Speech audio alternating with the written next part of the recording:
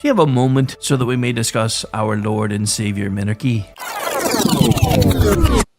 No, seriously, I'm just kidding. Hi, my name's Rick Robinson. I am the general manager of KLRNradio.com. We are probably the largest independent podcast network that you've never heard of. We have a little bit of everything, and by that, what I mean to tell you is we have news, pop culture, special events, conspiratainment, true crime, mental health shows, drama productions, and pretty much everything in between. So if you're looking for a new podcast home to grab a little bit of everything that you love all in one place, come check us out. You can find us on X under @KLRNradio. You can find us on our Rumble and our YouTube channels under the same names. You can also find us at KLRNradio.com and pretty much every podcast catcher known to man. So again, feel free to come check us out anytime you like at KLRNradio.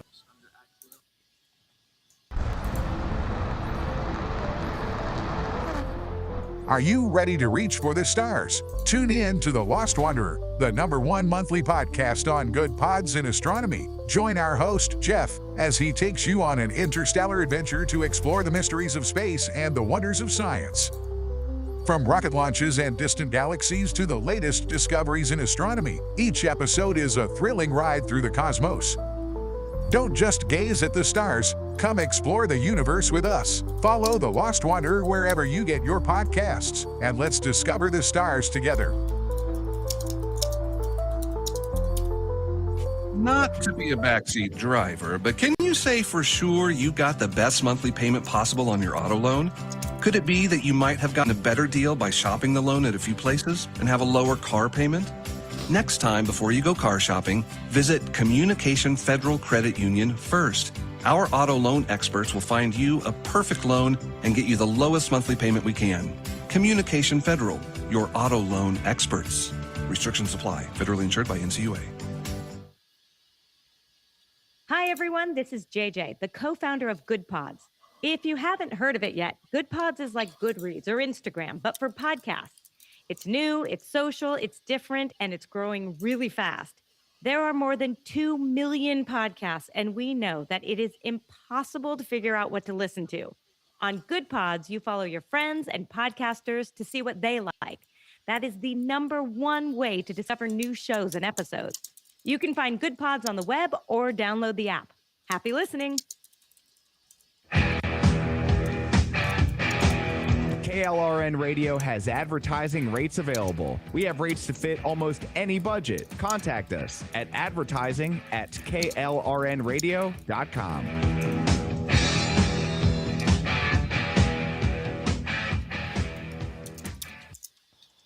The following program contains coarse language and adult themes. Listener discretion is advised.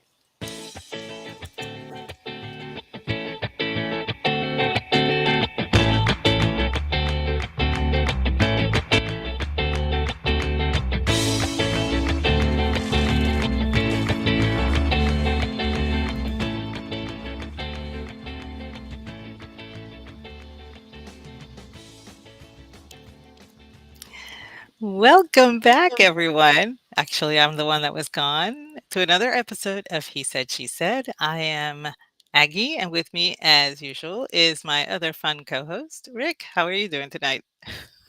Fun where? I've been told I'm a stick in the mud. I'm just saying. Anyway, I'm doing all right. I've missed you though, so I'm glad you're back.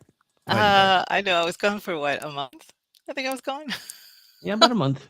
About a month. Yeah. It was an exciting month for me. Actually, not really. It wasn't that exciting until one night. I was basically on a holding pattern waiting for my first grandchild to be born. So once that happened, it was awesome. Yeah.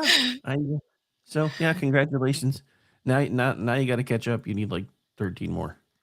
Yeah, I know. You're an old hand at this. Hey, I resemble that. Honestly, I never thought I'd have grandchildren. My kids were like, "Yeah, we're gonna wait on that." I'm like, "I'm not getting any younger." They would tell me that's your problem, not mine. Nice. They're awful. AM, that's actually a really good comeback, sir. You cannot stick a wet noodle in the mud. Thank you, my friend. Thank you. I appreciate the love. I'm feeling it from here. So, all right. So, but anyway, so yeah, there's been absolutely nothing going on while you were gone. Absolutely nothing. There's nothing. No, There's nothing new going I on. heard things were boring. That kind of thing, which is kind of weird because I was getting my news fix pretty much from my phone. Um, my my daughter and her husband have streaming services, but they normally don't watch news or anything like that. So I was getting it from, and of course, my daughter actually got kind of used to asking me, "So what's going on in the world today?" So I would give her a rundown. Nice. and, and of course, then when the Iran thing happened, she was very worried because she just got out of the military, but her husband's still in the military. And I told her, I said, You guys know what you signed up for, right? I mean, you know that was a possibility." She says, "Yes, it's just that now that we're parents, it's kind of a different thing." I said, "Yeah, I know, it's always different." Um, but she was discussing the we had a good back and forth about the legality of what was going on, and I had to explain certain things to her, and she actually gave me a really good compliment. She said that I was extremely well versed in domestic policy, but also foreign policy as well, and wondered how I was so good at it. And I said, "Oh, I don't know. When I went to school, they taught that in eighth grade." I Right? was like, I don't know. I don't know what to tell you. but but then that kind of devolved into the whole schooling situation. And now that she's a new mom, she is. I mean, my grandchild is 2 weeks old, and she's already thinking about homeschooling. So I'm like, yay! Nice. I told her I would take over. She's like, no, no, because I know you'll be teaching about the Visigoths and all that stuff. And that's fine, but that's for like 10th grade, not for first grade. I'm like, you're right. Oh no no no no no Calculus no. comes in first grade. That's You start them young. That way they know it all. That's what I'm saying. exactly, exactly. You always start them young. I was like, one of the kids in our neighborhood was being homeschooled, and he was doing calculus by the time he was in sixth grade. And the high schools were not even doing calculus until you were in 10th or 11th grade, where I was at. So I told her, we'll do calculus and chemistry in elementary school, and then move up to the Visigoths when she's in eighth grade. Nice. She thought that was fair. Nice. Well played. Well played. Yeah. So how are things over there with you? Oh, they're doing all right. We're under a tornado watch again in Oh, March. yeah. So yay, yay. I Um. just you've seen what's been coming out of Michigan. Oh yeah, I saw. Oh, It's but yeah. it's insane. And I have to say, of all of the natural disasters, acts of God that can possibly happen, the tornado is the one that scares me the most. I have gone through 45 hurricanes in my life. And yes, they're very destructive, but they give you time to get out of the way. Earthquakes, yeah, they can be destructive, but you can take certain precautions, but you can't with a tornado. You just can't. So it always scares me because it's so unpredictable. Meanwhile, I'm usually in my lawn chair drinking a beer, watching it fly overhead.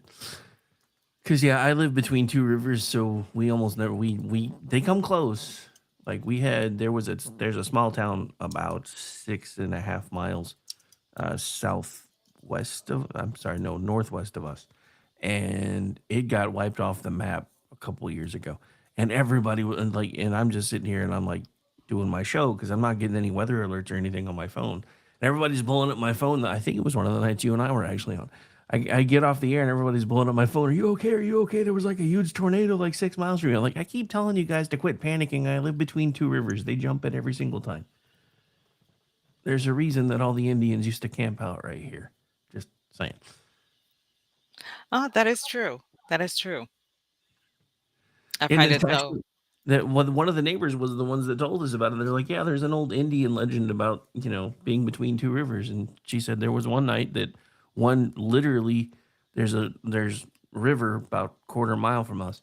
It was a big ass one, and she saw it come up to the river and then jump, and it kept going until it got to the river on the other side. Then it touched back down again, and kept on going. She said, "Yeah, I sat out on my porch one night and just watched it happen." And yeah, since then I've lived here now, 15, so yeah, 11 years. It'll be 11 years in a couple of months. And yeah, I've seen it 3 times in the 11 years that I've been here. That's wild.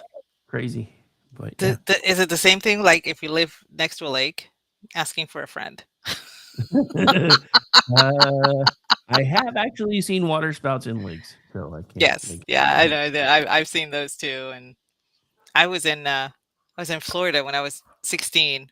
That was the year that my mom was pregnant and took us to Disney World. God knows what she was thinking, but God God was with her the whole time. So yay. But we actually we went from Disney World, we went to Miami to visit my aunt and uncle, and they took us to the beach, and there was a storm coming in, which is why he took us to the beach. His reasoning was, if there's a storm coming in, the beach is not going to be crowded, so we can hang out, and the sun won't be as bad, so it'll be nice. That was his reasoning. Never mind that there were really bad storm clouds on the horizon coming, and all of a sudden he says, "Yeah, we gotta go." We had been there like maybe 45 minutes, and we're like, "We just got here a little while ago." It's like, "You see that over there? That's a water spout. We need to go." And at the time, I was like, "I don't know what that is." I knew what a tornado was, but I didn't know what a water spout was. And it looked kind of cool. It was really, really far off. So, but he didn't want to take any chances. It never reached, it dissipated way out there. But you could see it. You could see it, and that kind of stuck with me. Like, he wanted to go on a cloudy day and didn't realize the possibility of perhaps the storm being bad.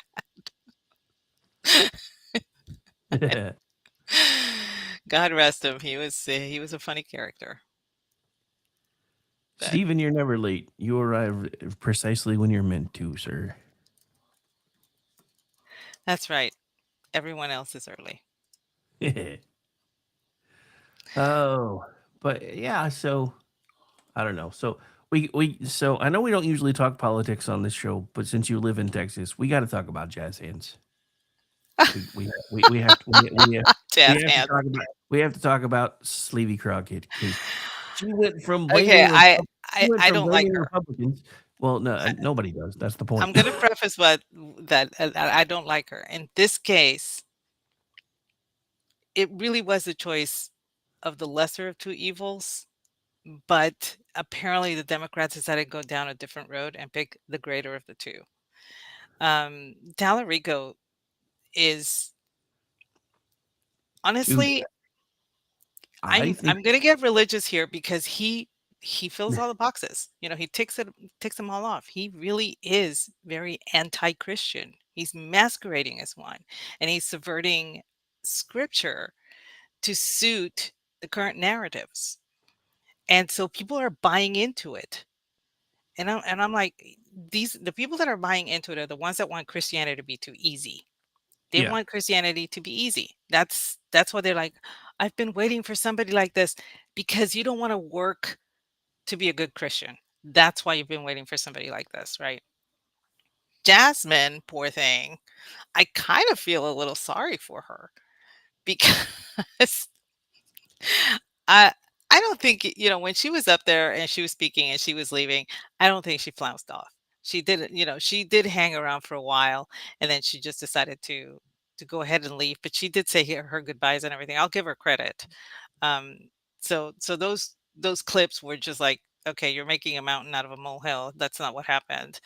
Um, but she unfortunately she put herself in a situation where she thought her methods were going to win out over Tallarico, and instead of getting out of that ghetto type of mentality that she wants to push on everybody, because I know she's not ghetto. That woman comes from a very affluent family. She had a very good education. She I've heard her talk before she became a Congress person, and she would talk very well. So this whole persona that she adopted so that she could be one of the people in her district, it turned off the rest of the people. Once the district was redone, it turned off a lot of the people, and they were like, yeah, I so she decides to run for Senate, and I'm like, but she went in what? In December, she puts Yeah. in her paperwork to be a candidate for the primary, and her first ad was the dumbest thing that she could have done, which is just her face in profile turning slightly towards the camera as President Trump is calling her all these names. And I'm like, that's not a win. You're basically, what you did there is validating what he said about you. And I just, it's kind of like what the New Yorker did with the cartoon that they released of President Trump in the Jeep looking like General Patton. I'm like, so you made him even cooler. In your attempt to denigrate our president, you made him look cool. That's what happened with her. In her Uh, attempt to elevate herself, you actually validated what the president was saying about you, which was not flattering at all. So there were a lot of missteps that she took. One of the and she should have had a better opportunity to go after Stephen Colbert and Tallarico for what they did going to YouTube. She didn't take advantage of that. She spoke about it a couple of times, but she did not take advantage of that, demanding the same amount of time, pushing the envelope to where, Colbert would have been faced with having to actually come clean about why he did it the way he did. So she did a few missteps, and Jazzy Hands is no longer in the running for Senate for the Democrats. well, so a couple of things. There were three things that I picked up on during the night she released that she lost, and then the next day. Some of which I thought were absolutely amazing because at first she was blaming Republicans because I guess Dallas County has some weird thing now where your polling place is party specific, depending on where you are, which I didn't know. That seems a little weird. I don't really know anything about that. But so she pointed that out and said that people were felt like they were being turned away, and she made it seem like her base was too stupid to go figure out where their actual polling place was and go vote. That I Yeah, kind of yeah. that that was kind of misstep number one. Then the next day she comes out and says that the DNC was darkening her complexion in all of her ads. Uh, what? I Yeah. missed that. I'm just like, I don't. She literally said they were making her look darker than she actually was in all of her ads. So it's like 1 minute she's blaming Republicans for being racist, and then she has some sort of an epiphany. Is like, maybe my side's the racist after all, because I just realized what they were doing to my ads, which I don't know how she wouldn't have noticed before now. And then there That's was kind one. of odd. There I was mean, one other thing that I can't remember now. That well, was like going back to big. the darkening, um, I've actually seen her live, and yes, her complexion is pretty dark. I'm not gonna lie, she's a good-looking woman. She really is. Um, I wish he would tone down the lashes a little. I mean, I really do, but Oh, come on! But then her, that's but then her and MTG couldn't have had their famous floor fight about lashes. yeah, I know that's still living rent free. It's one of those few things that you look back on just to have a moment of joy in your head. That's one of mine because it was just so catty and so cool. Not gonna lie. But she's a pretty woman, and I don't I mean, I can't I looked at them and I didn't think that there was any difference in the tonation of her skin. I I I I don't see it. I don't see where she would say that. Maybe she was Well, placed in shadow. Part of it was in shadow or something, but I didn't think so. I mean, Um, Stephen, cover your ears for 3 seconds in 3, 2, 1. Most lawyers I know are rather narcissistic, and she can't handle the fact that she lost, so she's blaming everyone else. perhaps. Okay, somebody tell Stephen he can uncover his ears now. Yeah. I think Audrey's right. Women, am I right? Yeah. Yeah, you're right. Okay. I'm not gonna lie. I'm not even gonna I mean, deny it. don't forget, Aggie is one of the few women that I know that are like, maybe we should do away with the 19th for a while till we I figure out am what's going on with totally my in species. favor of that, and I'm bring back the poll tax too, man. I'm so done. Oh, but yeah, Tallarico. I know everybody was afraid of him. I don't really know why, because Um, I don't see too many people below the age of 35 voting for somebody that says God is non-binary and there's 6 genders. So I do think that there is. I think that there's always cause for alarm with people like these because one of the things that you should never do is underestimate an opponent. And this guy, the way he has been rising, has been very Beto-like.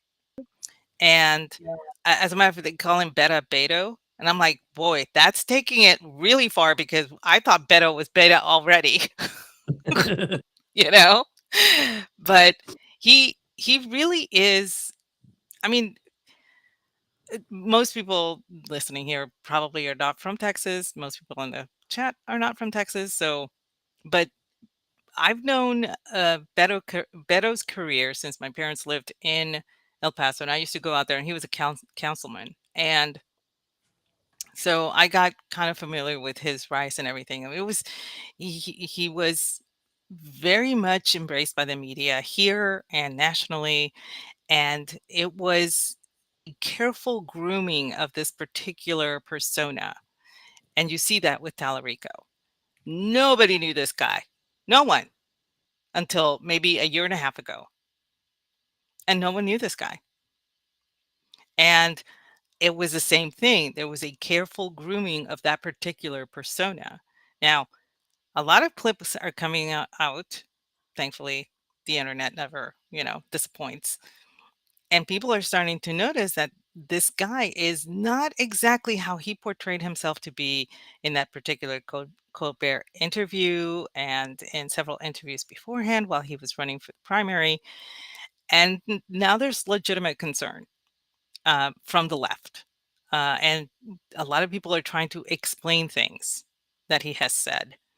And I cannot stress to you when you listen to some of the sermons that he delivered, I was like, Joel Osteen makes makes him I think Joel Osteen makes I don't know. It's like it makes Joel Osteen more Christian when you listen to this guy. That's how bad Tallarico is when he's delivering his sermons, when he's talking about God, when he's talking about Christianity, when he's talking about faith. When when you make the mega church dude with the teeth look good, that's kind of scary. Okay. So it has been, and the weird thing is I live in a predominantly red area, but I know a couple of people that do vote blue here, and we have very cool discussions on the stuff and everything, and they're alarmed. They don't like it. They do think that he's using Christianity as his shield in order to get elected, and they really don't like that. These people are, they may vote blue, but they're Christians first, and so I could see the waves of alarm going through. I don't think a lot of people are saying only Cornyn can beat him, and I'm like, I think Paxton can beat him too. I yeah, honestly do. As a matter of fact, the way Paxton and Corning are going at it, hammer and tongs over on X, I'm like, I think people are starting to wake up to how good Ken Paxton actually is as a politician and how sincere he is about doing some stuff. I mean, I don't live in Texas, so I don't have any say, but I hope you guys don't wind up picking the guy that wants to pass amnesty and work on gun control. 'Cause, yeah. No, and this is what I tell everybody. Everybody's like, "Oh, but Cornyn's a Republican." I said, "Yeah, but he has a failing grade as far as conservative values go." And I my kids didn't know that he was for gun control. They just thought that he was a conservative like me, and I'm like, "No, no, no, no, no, no." But I gotta intercede here because I Patch McCain lost too, That was so glorious. That he was should have glorious. lost 2 years ago. But yeah, I'm not gonna lie, I'm actually kind of glad he's gone too. Um, but the deal with Cornyn and Paxton, a lot of people are like, well, Paxton has some baggage and all that stuff. And I said, when you look at all three who were running for that particular for that primary, when you look at everything that they did, the transgressions, two of them, the transgressions were against the constituency. Paxton's allegations never harmed the constituency, and those were allegations. Yeah. It was never proven that he did anything, but these were allegations brought against him. But it was nothing that he did against the constituency of the state of Texas. The other two, oh yeah, Well, their yeah. Well, votes, their things have actually harmed the state of Texas. So that's one of the things that drives me crazy anymore is in politics. Court of public opinion is enough anymore. As soon as you're accused of anything, you're just automatically guilty, which is what drove me crazy about the Epstein files. And now, all the Congress critters screaming and yelling about we need to release all that now, and then they just voted to keep their little slush fund tabulations completely secret yet again. So all of them can kiss my ass as far as I'm concerned. But yeah, so it's been fun while you've been away. apparently so. I was as soon as I got back, I went as soon as I got back, I had to host several friends from Twitter for a weekend, and then when they left, I got I got in the car and went to vote. Nice. uh, that was a plan. I said as as soon as they all left, I you know I was still in pajamas when they left, even though it was noon. But I went, changed, got in a car, went and voted. So you know, one of the things that the Republicans are really, really, really bad about are primaries and um, midterm elections. We're really bad about that, and that has to change. But on other good news, Tony Gonzalez was finally pressured to actually drop out of the race. And so now we have Brandon Herrera, who is kick ass. So I'm very happy for Texas 23.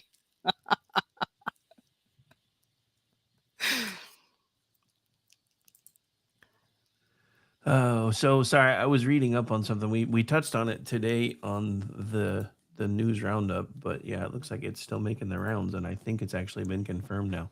So you're and you probably remember this because I know it's been something that's seemingly plagued the U.S. for a while. There was this one IRGC commander that no matter how hard they tried to find him and kill him, they never could. I think we may finally know why. He's back Why? in Israel, where he was originally from. Ah, He's apparently been deep stating for them for a while. So, yeah, it can now be revealed that the IRGC Quds Force commander Esmail Kani is confirmed back home safe in Israel. I don't, I can't even imagine the amount of moles that Israel had in Iraq. I really can't. I don't think Yeah, I can't reach that number in my head. it's probably a lot, but it's just weird to think about. I mean, because that guy has apparently been embedded with them for a long ass time, and they're like, yeah, Wasn't there a woman that was that infiltrated the government in a certain position or something? She gathered intel for like 9 years before she quietly slipped out of the country and went back to Israel. yeah, I remember hearing about that. I mean, that took courage, because a guy can actually move freely about the country, a woman cannot. So that was that was an amazing story. But anyway, Fun times, fun times. But Yeah, so this was supposed to be our ramble show, and yeah, normally we don't do politics, but oh my goodness, how can you avoid them this week? well, I mean, and that's the thing. I was like, there's just well, there's more. Like, as Amish points out most of the time, in California, a lot of folks are no party preference, or as I like to call it, you're down with MPP, yeah, you know me. But apparently, um, a certain Hollywood icon changed to no party preference today, and a lot of other people are following suit. Because I guess James Wood went to MPP today, and a lot of other folks are doing it too, Wait, they're doing what now? going to no party preference Ah, in so their voter registration, so it's harder for everybody to track them in California.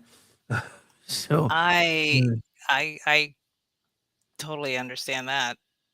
Um,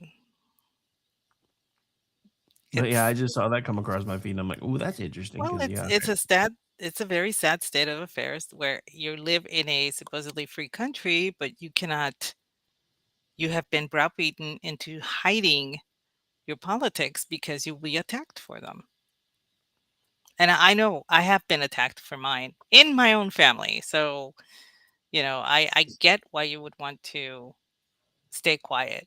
Now, the reason that I'm not quiet is that I'm very far away from my family. They're in Puerto Rico, I'm over here. So I can actually get on a group Facebook Facebook group and throw a bomb in there and just quietly just sit back and just let the fireworks happen.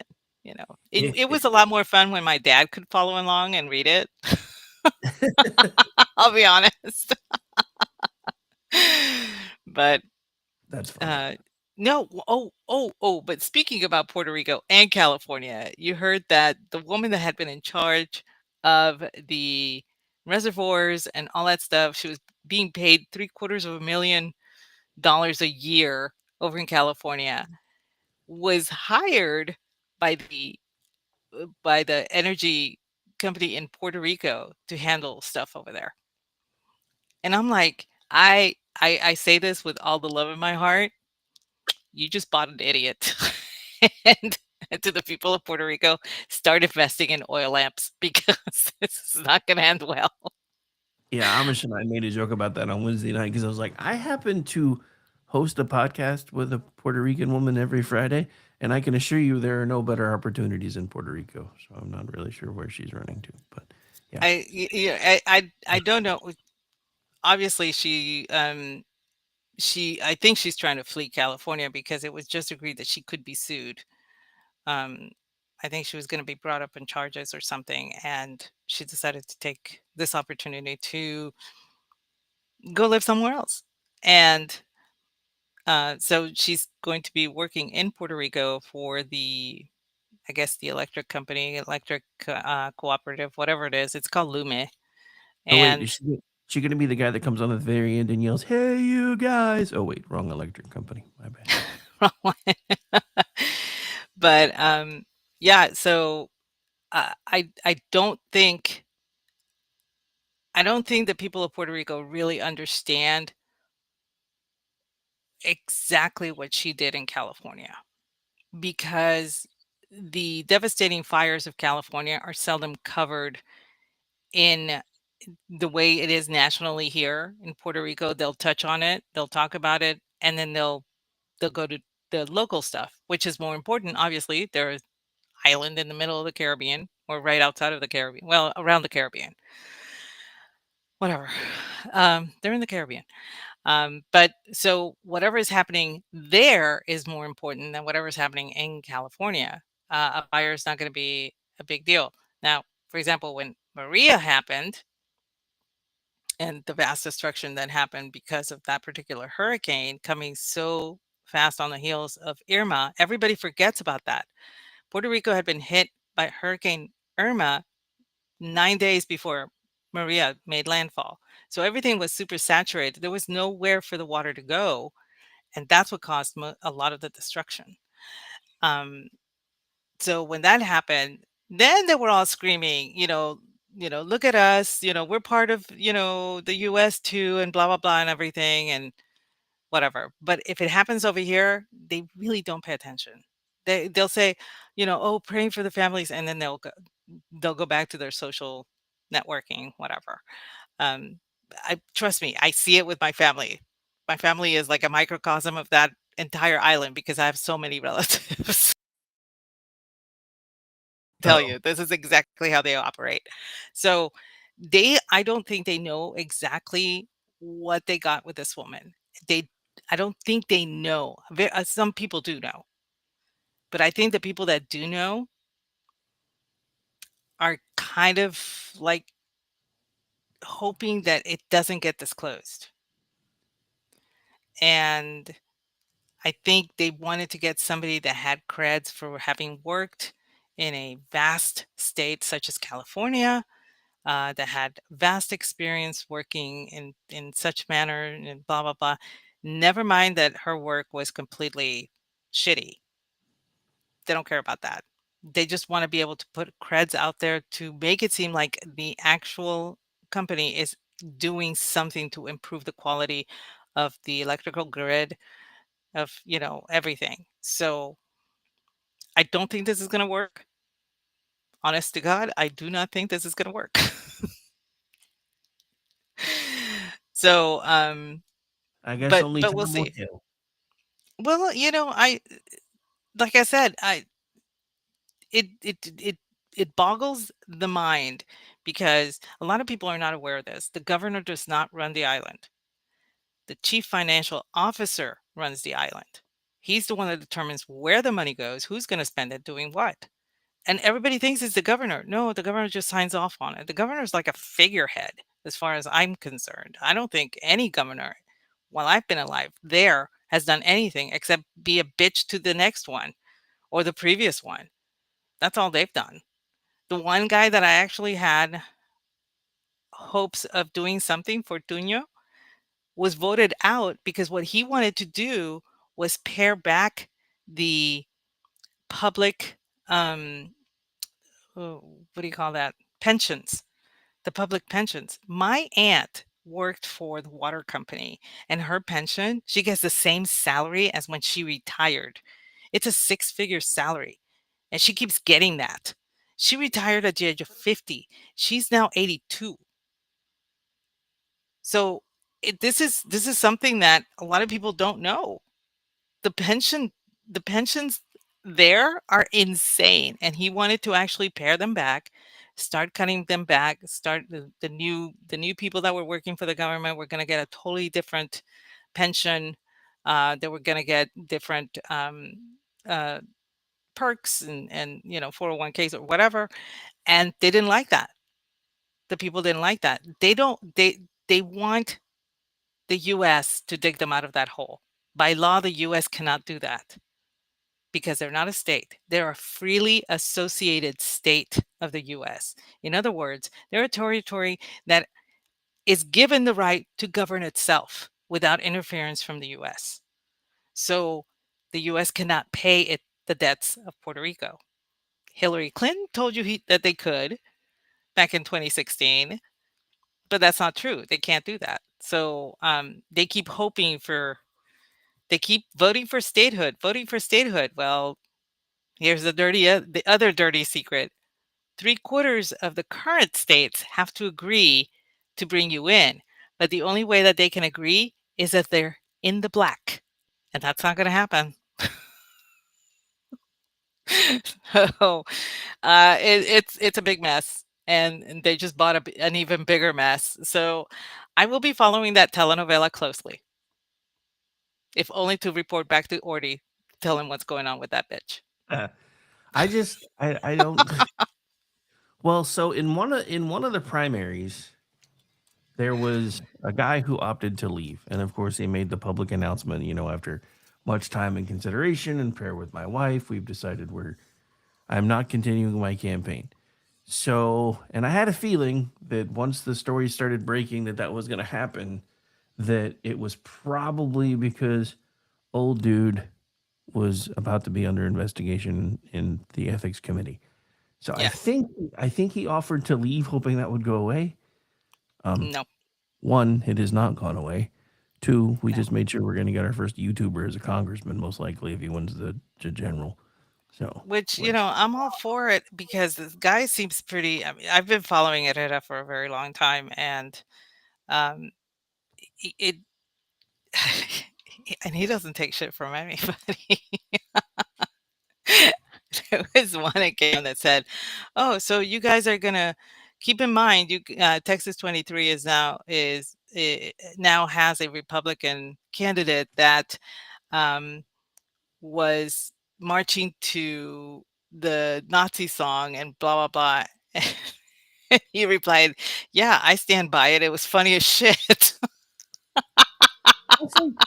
there's this whole video clip of him on a podcast going around where he's admitting that he owns a copy of Mein Kampf, and they're like, "Oh my Yes. god, this is terrible!" And he's like, "I owned it to read it to understand it, and then I eventually made fun of it.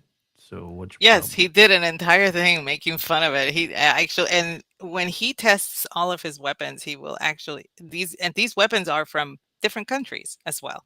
So the German ones, he had a mock-up of Hitler. He used it on. I'm saying that, and here's the weird part. I remember growing up, and my government teacher told me that he read Mein Kampf when he was in college. It was required reading in world history. Dude, I've read it. So, you know, I I actually had the opportunity to buy it in German. I had to pass it up because being a military wife, I cannot be I can't have that in my possession. But I did have the opportunity to actually buy a hardback copy of it, and it was in excellent condition. Do you mind using a handkerchief to open the book and everything? I mean, he was really taking care of it.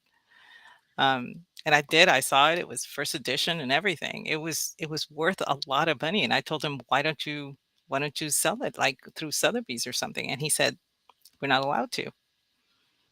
And so he was willing to sell it to me for €100, but I couldn't. So I was like, that's one of my almost like weird crap that happens to Aggie thing. That's right up there. Running Yeah. into somebody willing to sell a fantastic copy of Mein Kampf first edition for €100, and I couldn't do it. But I got to see it. I got to read some of it. He was not a good writer. I will tell you that. Even in German, you could tell that he was not a good writer. So it's and my professor also told me that. My government teacher told me that, and he said, we had to read it, and it wasn't that good. It's like- and I was like, how do you quantify that? How do you say that it's not good? It's awful. And it's like, well, no. I mean, not all of it was let's kill everybody and let's go to war with the world or anything like that. It was literally his struggle. How from when he was young all the way until when he became chancellor, you know, and it was boring. It was just stupid stuff. It was like, wow, okay. But everybody says because it was Adolf Hitler who wrote it that it's, completely evil and everything. I'm like, yeah, the grammar sure was evil. I will give it that. The content, yeah, pretty dull and bland. So if you want to put that in the evil column, I'll grant you that. So, but but he, I know people that read subversive works because they want to be really educated on the matter so that they can debate that. That's the whole you can't go around just reading like you can't really just read the New Testament and skip the Old. You know what I mean? Yeah. No, I mean you can't really have one without the other, so that's just dumb. Sorry, I was reading a very confusing story, so now I'm trying to wrap my brain around this.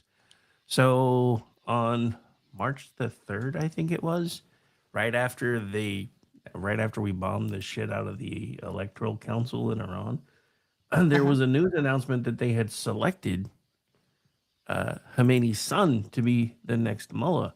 But now I'm seeing a report that Iran has officially delayed naming a new leader out of security concerns, per the New York Times. So now I'm like, did they walk it back? Are the reports I've been seeing for the last couple of days that old dude is actually already dead true? What's going on? Because Um, something ain't adding up. I heard the term Wakatola and I about died. I've seen whack-a-mole. Wakatola. Wakatola or something like that. I was crying. Wow. Yeah, I there's a retired general who did a news interview that said we were currently playing a game of whack-a-mole. Oh, quick shout out to Noel coming in from YouTube. How you doing? Hope you're doing great. Nice.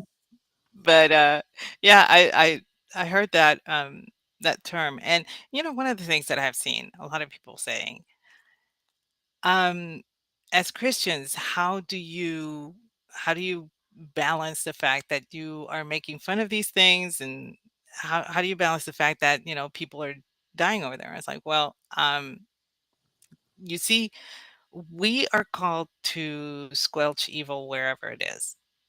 As Christians, that's part of our job. That's in the job description. Okay. Um, the Ayatollahs are not good people. They want to kill the rest of the world and establish a caliphate.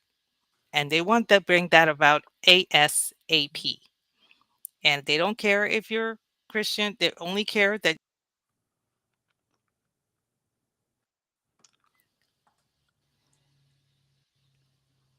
They don't care if So you're Christian. What? they they don't care if they only care that you're not Muslim. Okay. If you're Muslim, you kind of get a pass until they figure out whether or not you're Shia or Sunni. And that's a whole other ball of wax. But if you're not Muslim, you don't count. They want to eradicate you. They want you gone. If they cannot tax you, they want you gone. That's evil. Okay. I don't know any Hindu that would want that for me. I don't know any Buddhist, Zen, Shinto that would want that of me, or Confucius. I don't, I don't, I don't know of anybody. I don't know any Mormon. I don't know any Pentecostal. I don't know any Presbyterian. I don't know Anglican.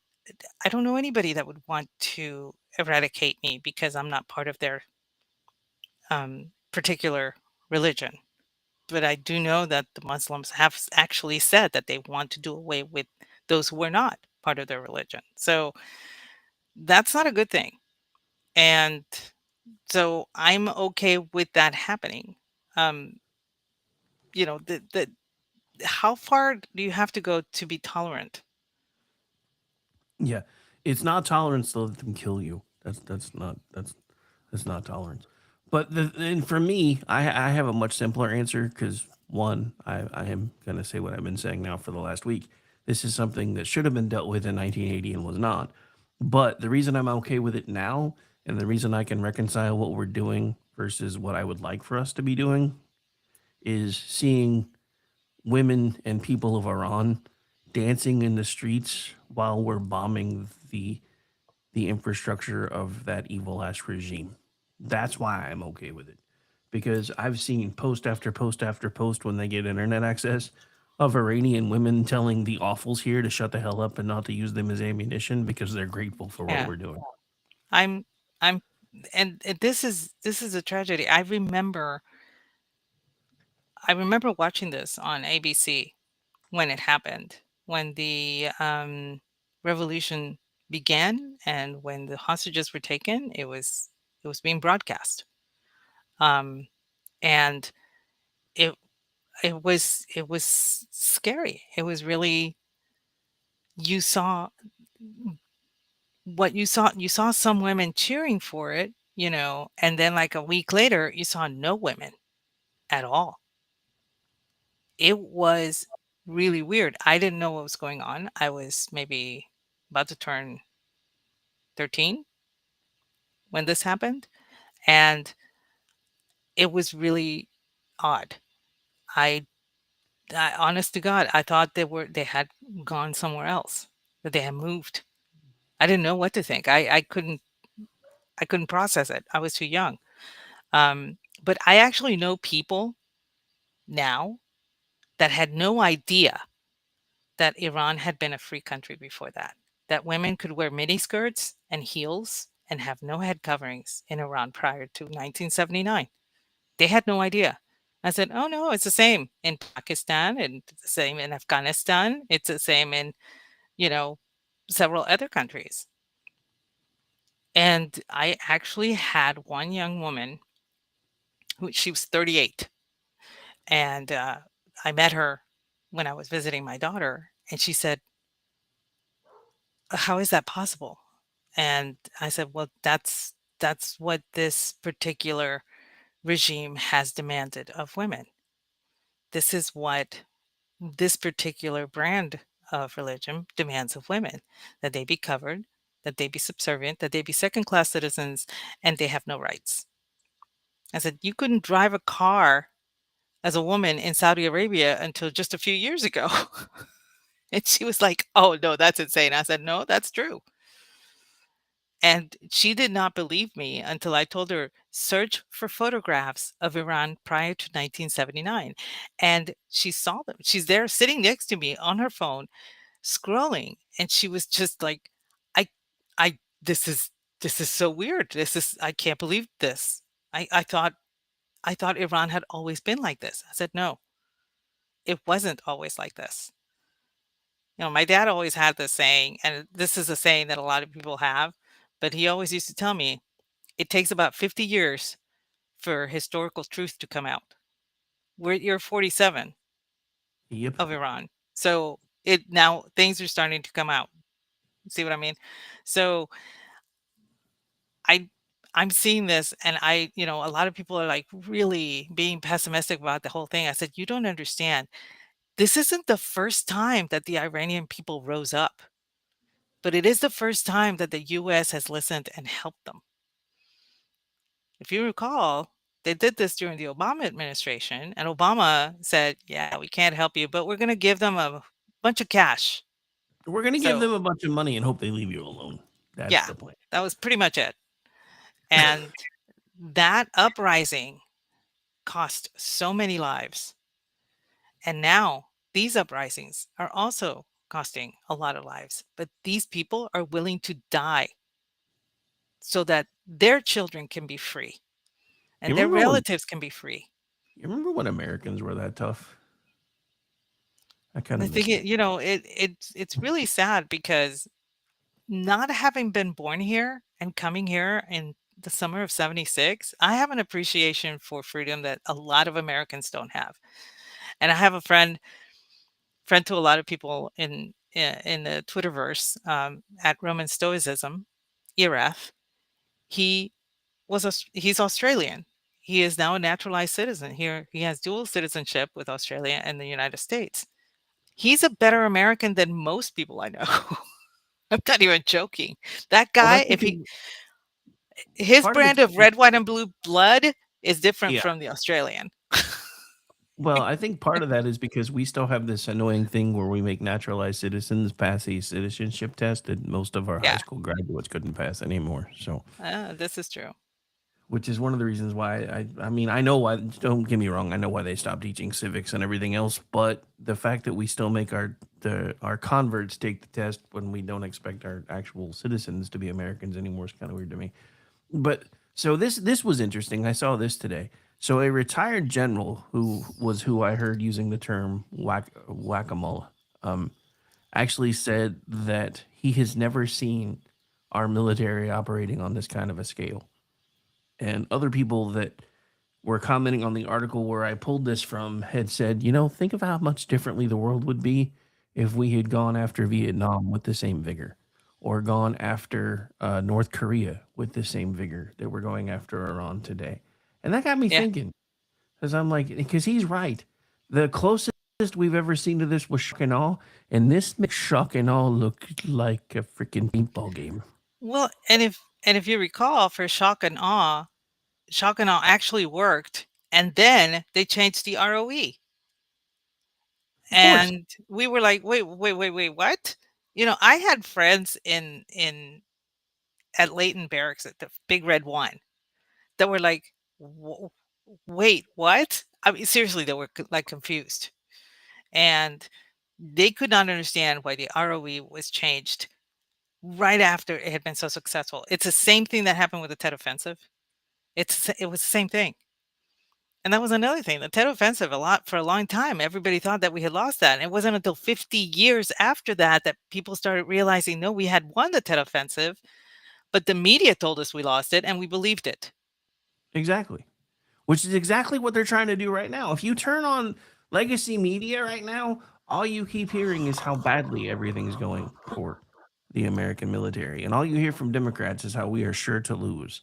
And I made this comment the other day. It was bad enough in the 90s and the 2000s when we had one Baghdad Bob, but now we have 50 million Tehran Tibets because everybody's on the internet saying this is what's really happening and the U.S. government's lying to you. Yeah, and the thing is, I'm not getting the information from the US government. I'm getting it from the Iranians that are brave enough to actually post this stuff. They risk their lives to get this out, get information out into the world. That's where I'm getting my information from.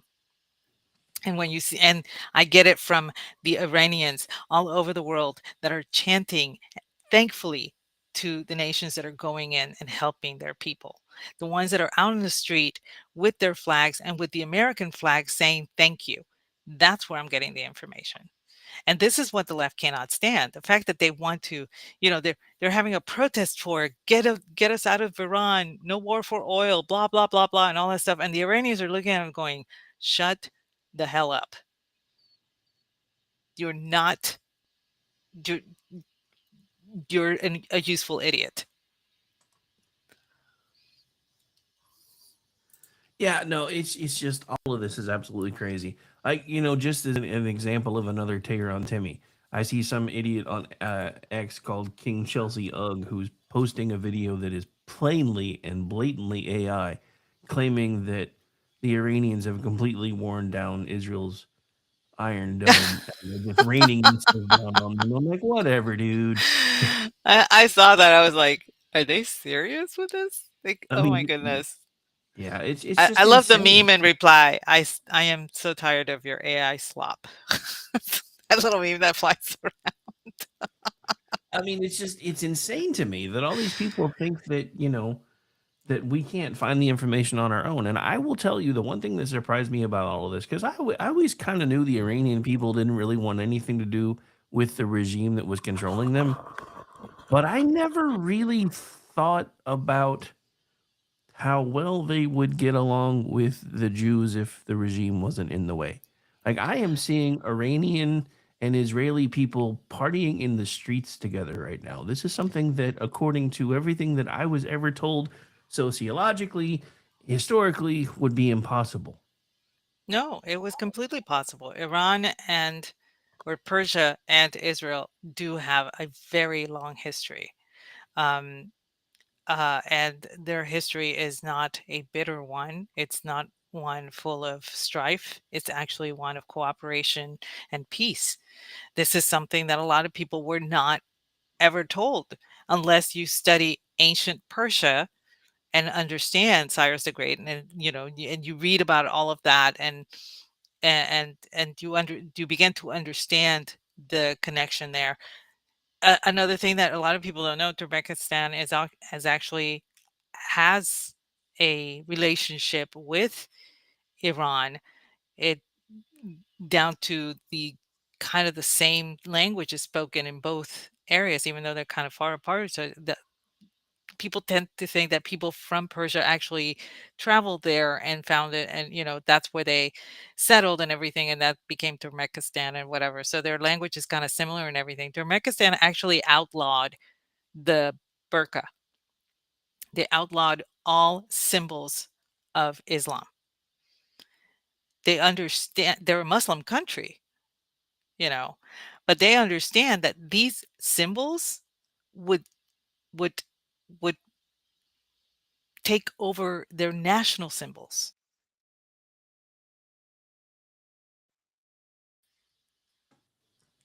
We lost you to take over their national symbols, but Yeah, you're back. we saw what happened with Iran, where their national dress is not allowed. Their national headwear is not allowed. None of their national symbols. The lion is not allowed. The lion and the sun is not allowed. All of those things that are precious to that region are not allowed. And Turkmenistan said, absolutely not. We may be a Muslim country, but those are religious items and they stay over there. They're not part of our culture. And when that happened, they had an uprising, but it was surprisingly small. Like, a lot of men started, like, they rose up, they started rioting and everything. And it wasn't, you would have thought that it would have been the entirety of the Muslim population because it is a Muslim country. And no, it was only men. And it got quelled pretty quickly. And the resolution passed, and it was passed as a law. You don't hear about that happening over here. It doesn't, it, it, it would give you an eye opening that the left and the narratives don't want you to have. Just because you're a Muslim country doesn't mean that you have to have your women in a burqa. It does not mean that the women have to be covered. The women don't have to be covered. And a lot of people don't realize that. You could have been Muslim. You were Muslim before 1979 in Iran. You were wearing mini skirts. Your hair was down. You had a perm. You were wearing lipstick. And Abdullah thought you were hot. Okay? That was the reality of Islam back then. What you have now is an aberration. And it stems from the fact that they believe the word of Allah should be absolute and you cannot change it. You cannot reform that particular religion. This is where Yeah. we're at now in the world. Yeah. So, A couple of key points that I thought were absolutely interesting, though, is apparently the war to liberate Iran started on the 2500th anniversary of, I don't know how to say that, 2500th episode or anniversary of Esther using her yes. influence with the king of Persia to save the Jews. So they were posting everywhere. Israel was posting everywhere, favor return. I thought that was kind of cool. And then one of the other things that I thought was absolutely amazing about all of this was all the people that were just coming out and I've talked about this a lot, but like watching people standing on the rooftops as the bombs are falling and the missiles are hitting, and they're just gleefully exclaiming because they know that we're hitting the regime's infrastructure. This is just, it's something it takes a minute to catch up, but because my brain can't really process it all, watching it all happen in real time. But again, it's just so much of what we've been told about our history is wrong. And it makes me sad that we didn't do something about this stuff in the 80s or that we didn't have this approach during things like Vietnam and Korea, because the world would be a completely different place today if we had. No, this is true. I know that when you and I when I was in high school, which was a few years before you were in high school, we were taught about what happened in Iran. We were taught about the hostage situation. I remember seeing interviews with, I believe his name was Terry. Terry was his first name, I believe. But he was one of the hostages that had been liberated right as Ronald Reagan was taking office. And he spoke of his experience there and the absolute hell that they all went through.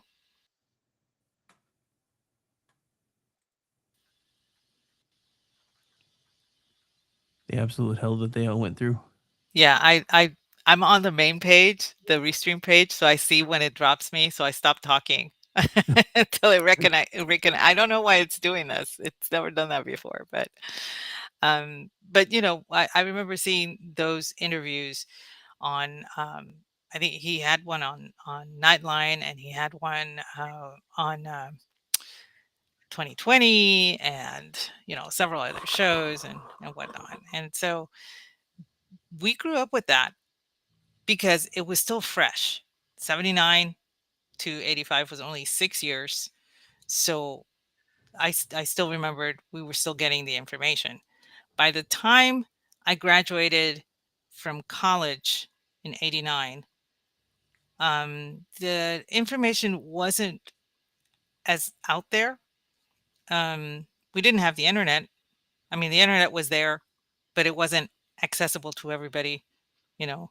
Um, and so by the time the internet was up and running for everybody back in 96 or so,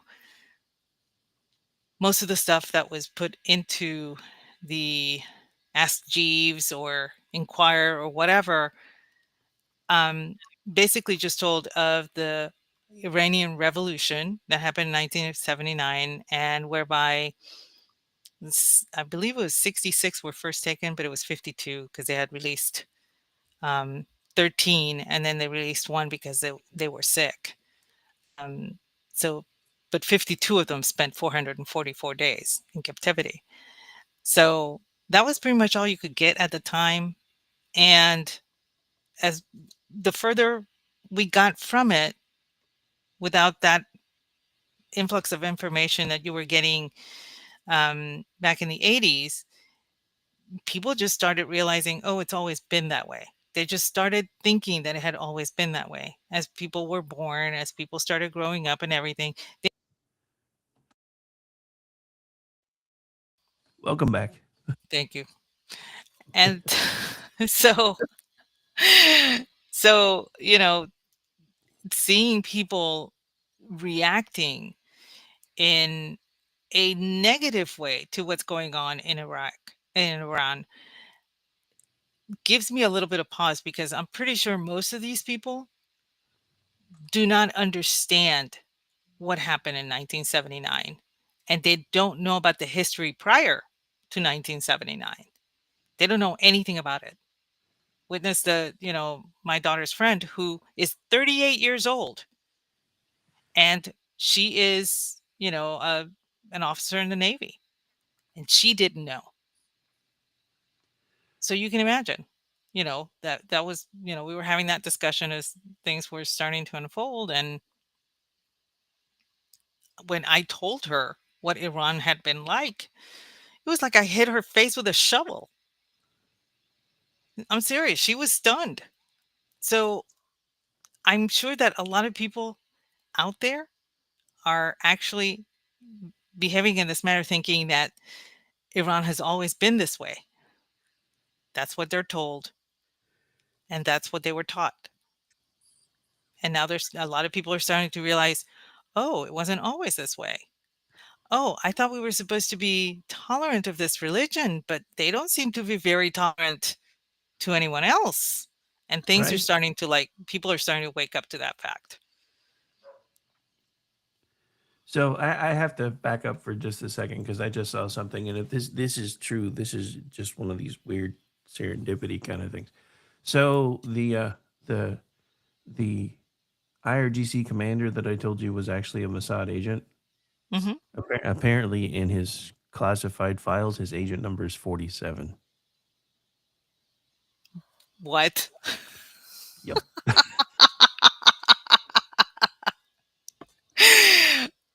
That's kind of beautiful on several levels, actually.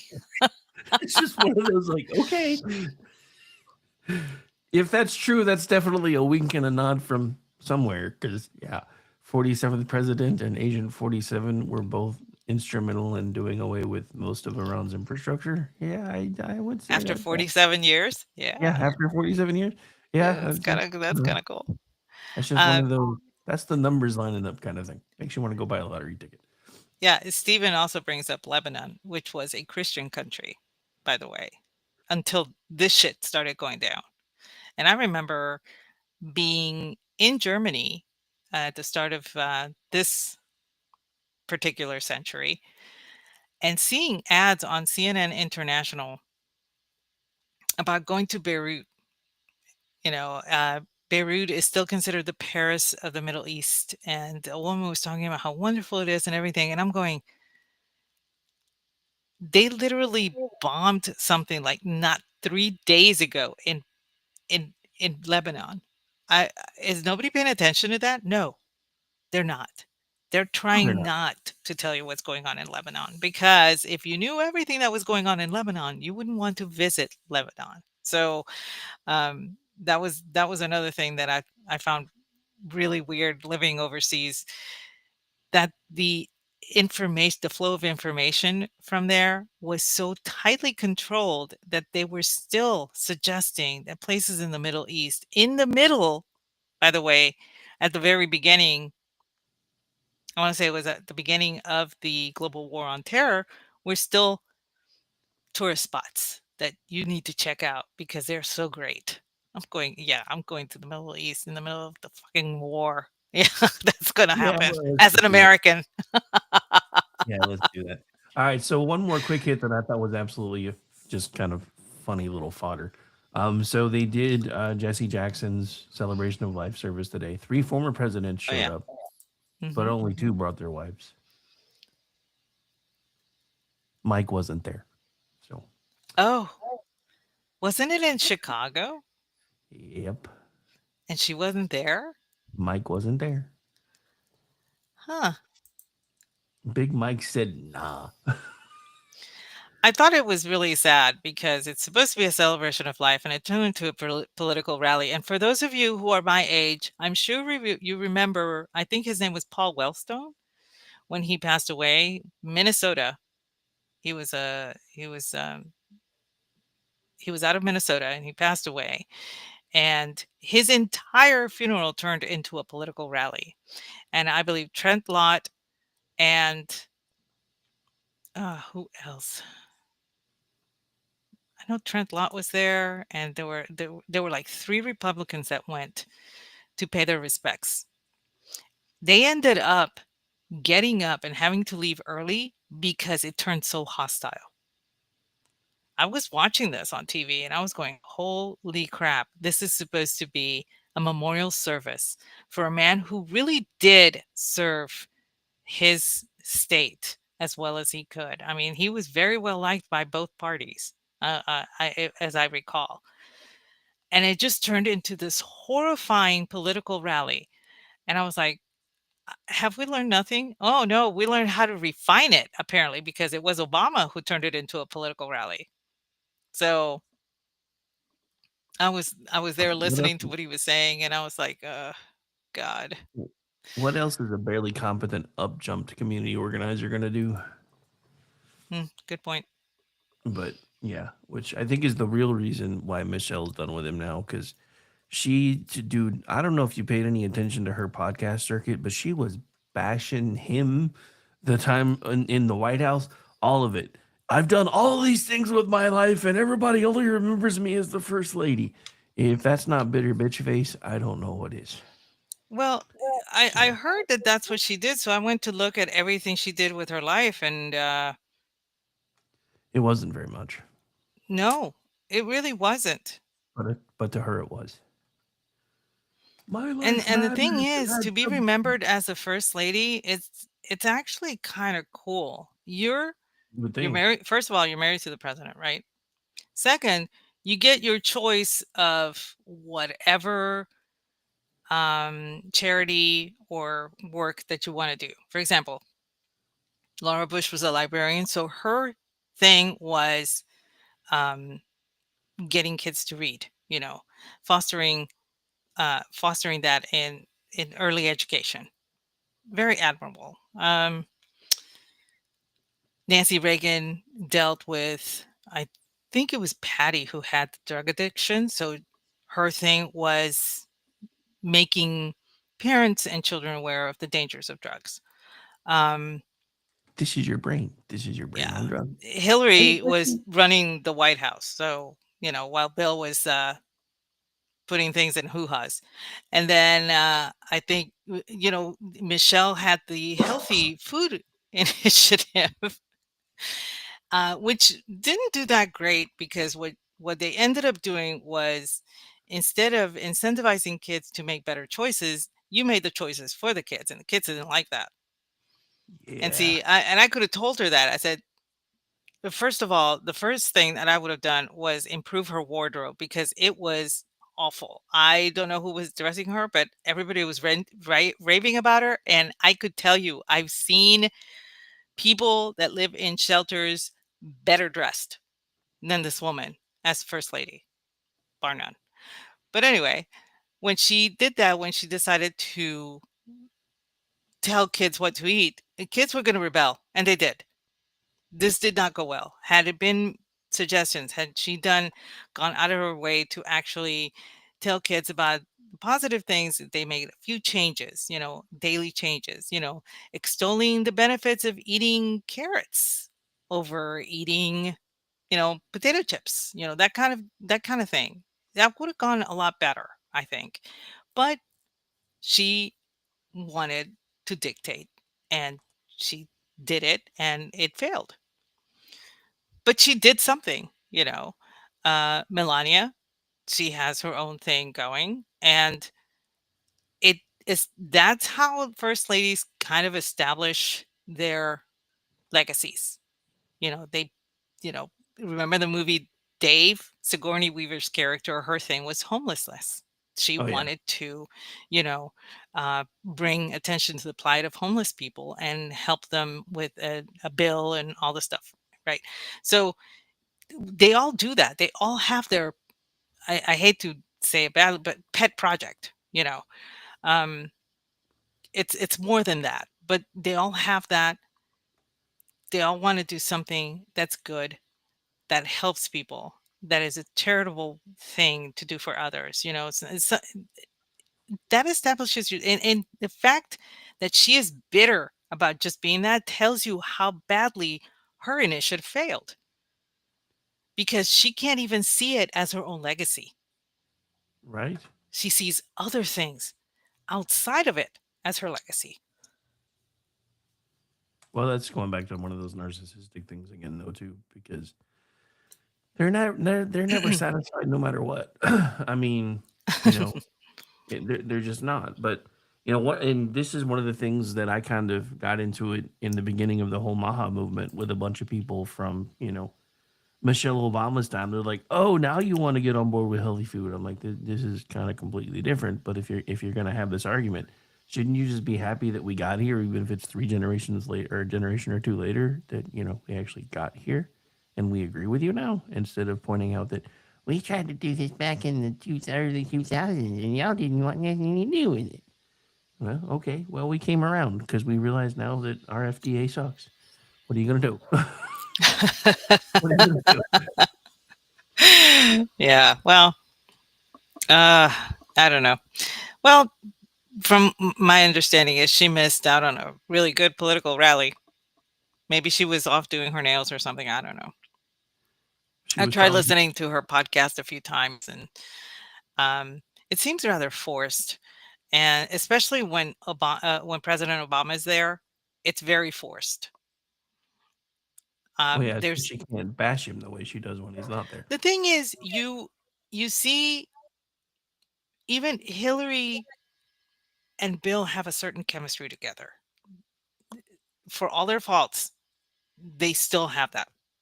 Um, Bush, the Bushes always had a chemistry together, both of them, parent and son.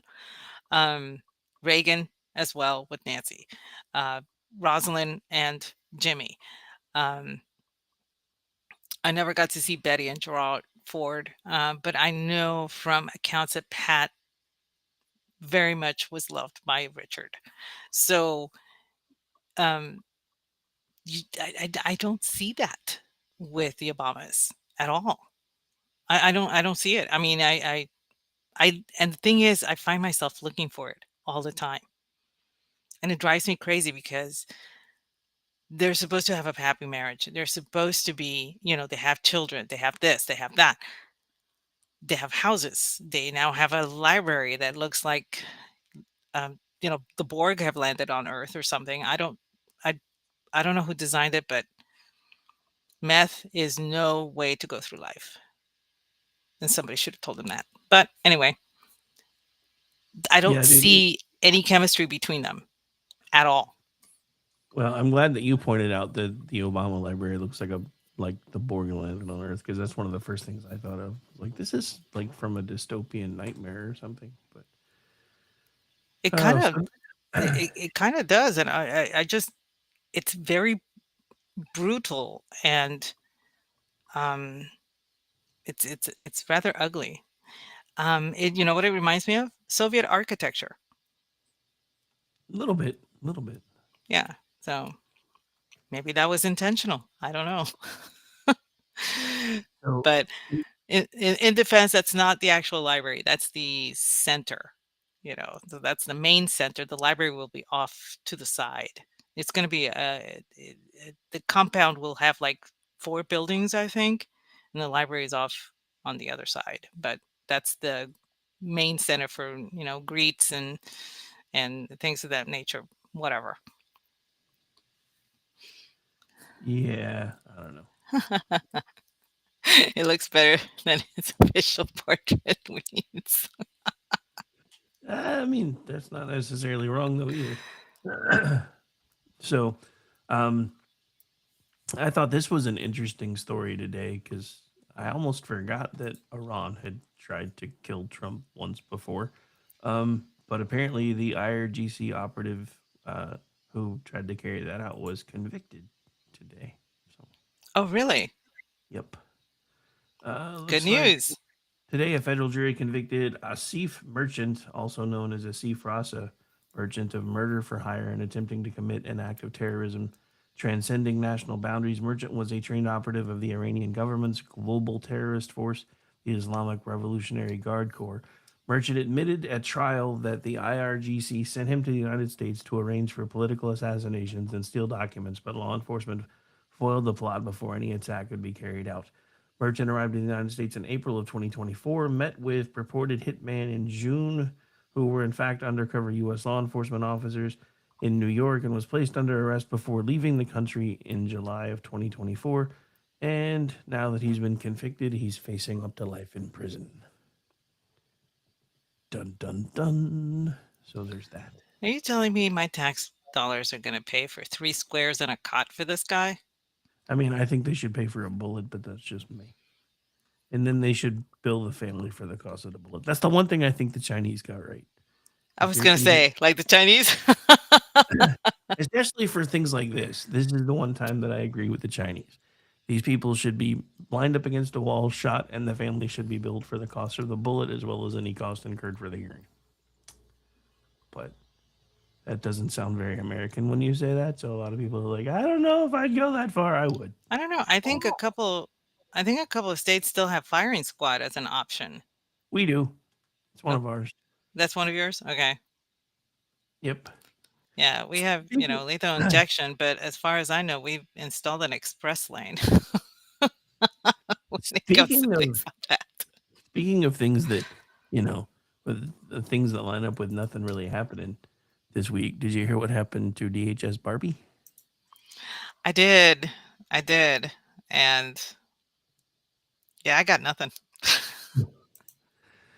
Dude, I mean, the thing with me that eventually just completely soured me with her was every ad she was front and center talking about the work that she was doing. I'm like, Yes. this isn't about you. Bring up if she had put a face with the department, it would have been a hell of a lot harder for the Democrats to vilify them the way they were doing for the last several months. If people were actually seeing, real people, real faces, and having them talk about the work that they're doing. If you're gonna blow that kind of money, that's how you blow that kind of money. You don't make it about you. But then again, I mean, this is her we're talking about. One of the things we figured out quite early on is most everything is about her. And apparently it took Trump a while to learn that lesson. The thing that the big clue for me that everything was about her was her makeup and her earrings and her hair extensions. I hated it. I hated everything about her look. I'm not saying she's not a pretty lady. She is. but she was so over the top made up that she felt she looked like a celebrity. Which It is exactly what seriously, she was trying to like do. somebody walking the red carpet had less makeup than she had on. It drove me crazy. I could not stand it. And of course, that's that was my first clue that this was the Gnome show, not the DHS thing. And Yeah. it was her going, being strapped and getting the tactical vest on and all that stuff while her hair was perfectly coiffed under that cap and wearing big hoop earrings. Girl, no. If you're going to go out there, at least look the part. Put your hair in a fucking bun and take off the damn earrings, you know. And for God's sake, clip your nails. There's no reason if you're going to go out there and handle a weapon that your nails need to look like 2-inch talons. Okay, I think I'm okay. I got it off my chest. Feel better now? I do. But yeah, I mean, so for me, this is my only concern. One, I kind of like his pick. I've actually kind of been a fan of Mullen, and I know a lot of people didn't like this, but when he's like in the middle of that Senate hearing and he's like reading this dude's comment, it's like, this is a time, this is a place. You want to be consenting adults and resolve this right now? Because dude was Mhm. like, quit your cowboy antics and your tough guy attitude. Because if I was there and you were there, you wouldn't be saying any of this and blah blah blah. And he's like, okay, so we're both here. We gonna do this thing or not? And then Sanders in the background's all like, sit down, you're a United States Senator, for God's sake. And I'm like, shut up, dude. Let him go at it. It would have been entertaining. But I would have been worried about the other dude since Mullen is an MMA fighter and I undefeated. just think it's kind of cool that a Native American is kicking foreigners off our soil. You I, think? I, I'm just like, when that happened, I'm like, is this another troll by our president? The Probably. guy's actually well qualified, but I mean, well, not according to the Democrats, because remember he doesn't have a bachelor's degree, so he's not oh, qualified. that's right. Yeah, he's not educated. I'm like, finally somebody that has common sense on their corner. I'm sorry. I look at the entirety of the Senate and and the House of Representatives, and none of these people are actually using that little bit of paper at all. So it means nothing. It means absolutely nothing. There are some Yeah, people that do get an education when they go to college. It is for them, and they use that education to further themselves in whatever work they choose to do. They keep educating themselves as they go along as well, and that's fine. That's great. But you cannot tell me that the people that are now serving in Congress are using that education. They're not. yeah, no, they're not at all. That was one of the funny things that Amish and I talked about the other night when when Jazzy was starting her, whiny concession speech. It's like it's funny, all the Ebonics disappeared when she started using legal terms and talking about how this shouldn't have happened and this shouldn't have happened. I was like, for 5 seconds, she's sounding like an attorney again. But back to Mullen, I think the only thing that I'm actually afraid of is now that my governor is not up for reelection, he's talking a lot more like a Democrat, and I'm afraid he might try to do something to mess with Trump on the way out the door. I hope I'm wrong, but I have a bad feeling. Well, a lot of people here are kind of disappointed with the fact that Abbott got won the primary. I'm not surprised. Name recognition goes a long way, but the thing is, Abbott has not been that bad of a governor. Yeah, he had um, a few things that he didn't do as well. He did shut us down for a couple of weeks, but not as long as almost every other state, with the exception of Florida. So and he was like, after he shut down, he kind of realized this is not doing anybody any good, and so it lasted like maybe 3 weeks, I think, if that. Um, and there are some other things. The initiative that he signed into law giving grants to charter schools. Well, unfortunately, the Islamists have taken advantage of that, and that is one of the reasons so many Islamic centers have sprung up, especially up here in the north part of Texas. So now there are propositions on the ballot to help stem that, and I cannot fault him for that, because that was something that was passed by the legislature. He signed it into law, but there was good faith behind it, so I can understand that. But I think there's going to be a redefinition of what a charter school is, so that this no longer happens. On top of that, Proposition 10 is on the ballot, and Proposition 10 has 4 words on it: make Sharia law illegal. That's it. I like that That's one. that's all that's on that proposition, and I'm like, I don't think there's any ambiguity here. As I was walking out, I was going to get my ballot scanned. I overheard the guy in front of me as he was. I darkened that particular Proposition 10 so hard, I think I tore the paper. Nice. So there's a lot of people are starting to realize that there have been some things that happened with the Abbott administration here that have been a few missteps and everything. But, like I said, he does work well with the administration, and I think he was the safest one for the Republicans to actually put up for the primary. So we'll see. The one that I'm glad it's in a runoff is Chip Roy, because he was really far behind the other guy. The other guy is a little rhino ass.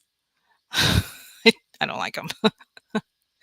But Chip Roy is running for the AG position here, and it's now in a runoff. So hopefully, come May, he'll win that one. And I don't know. I don't think anybody remembers, but the first time he ran here, the primary resulted in a runoff for him as well. And All right. Well, I hate to cut us off, but I Yeah. forgot we have something on after us, so we got to go because I'm Okay. spinning cursive Well, stuff. they all know where they can find us. So Yeah, we they've can heard go. it a million times by now. Hang out for Cursus Stefanaros next installment starting now. And I know we went a couple minutes over, and I usually yell at people for doing that, so I apologize. But Yeah, we'll my see bad. you guys next week. And I'll be back Okay. tomorrow night with Juxtaposition. Bye, everybody. Good night.